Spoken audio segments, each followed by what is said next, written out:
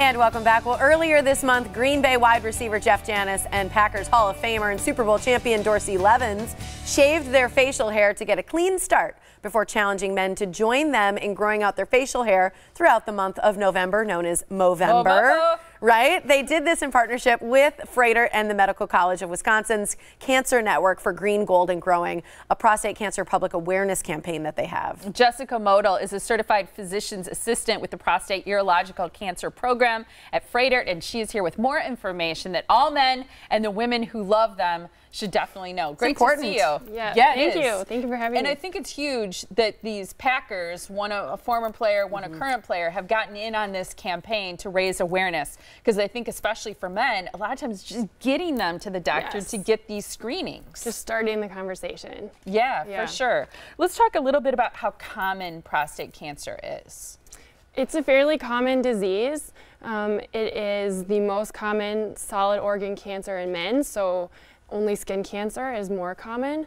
1 in 7 men will develop prostate cancer in their lifetime. Wow. How serious is it? Is it a fairly curable cancer, or is it pretty serious? It's both. It can be very serious. It is the second leading cause of cancer-related death in men in Wisconsin and in the United States. But when it is found early, it's also very treatable.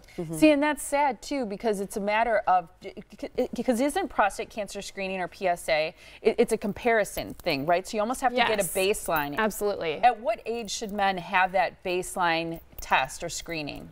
It's something that men should ideally discuss with their personal physician because it can vary.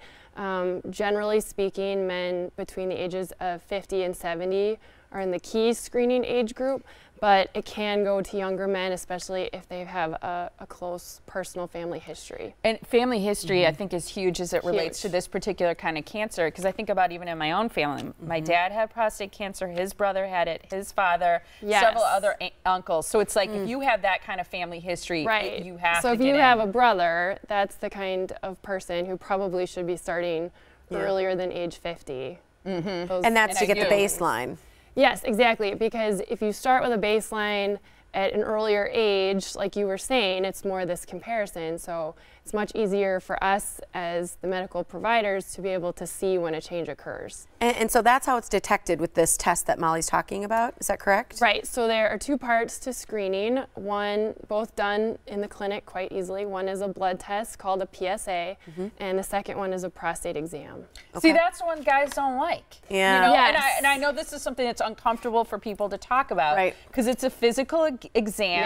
I think it's a little bit embarrassing for guys. It's very personal. But the thing is, it's such a short exam. Really and quick. It generally doesn't hurt, right? No. Is that fair to say? That is fair. I would say it could be uncomfortable and, like you said, probably more embarrassing than anything for them. It's a rectal exam, it is, right? It is.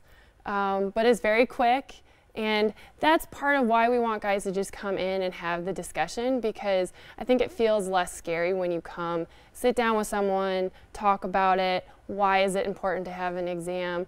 Or, you know, if you feel comfortable, for starters, just having the blood test, at least that's a place to start. Yeah, at least that's something, right? Yeah. So what are some symptoms that men can be aware of? Because a lot of guys wait for symptoms, unfortunately. That's the big problem, is prostate cancer really does not have symptoms until it is to the advanced stages.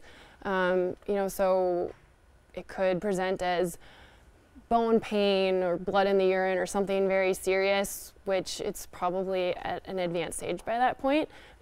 Early symptoms really don't occur, and that's why screening is important. Is there a frequency issue? Is that one of the symptoms of prostate cancer?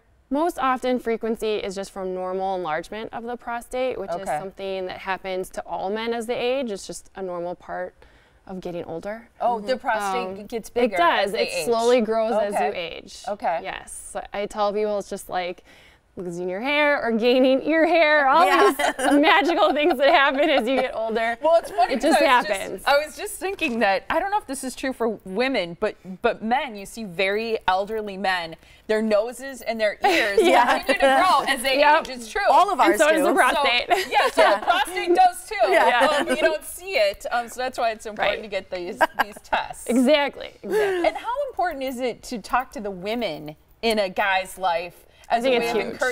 Listen up, ladies. It always comes from us, driving them, getting them to go to the doctor. Sure. Just do it. For sure. And that's why I so appreciate you guys having me today and having this conversation, because I think for a lot of guys, it is the women in their life, whether it be a spouse or a sister or even a mother sometimes, that is encouraging them to take their health seriously, which is really important. Yeah. Right. You got to do it. Thanks so much for being here, Jessica. Yeah, appreciate it. It's an important conversation. Here's the deal, you guys. Green, gold, and growing. To learn more, you can visit Froedtert.com/prostate.cancer, and that's where you can learn more, but make sure you get in for those screenings. Very important to get those tests done so that you can be safe as you go green, gold, and growing yourself. Yeah. Great to meet you. Thank you so much. You too.